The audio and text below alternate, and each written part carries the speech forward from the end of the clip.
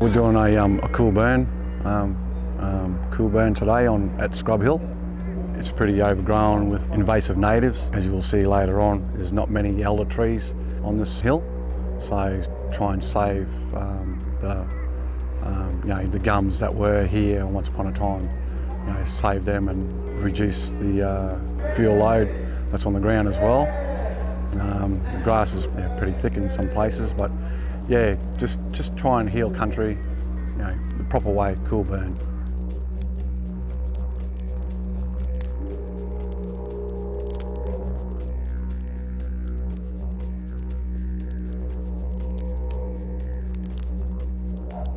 Bringing cool burns back is a must. Life and property.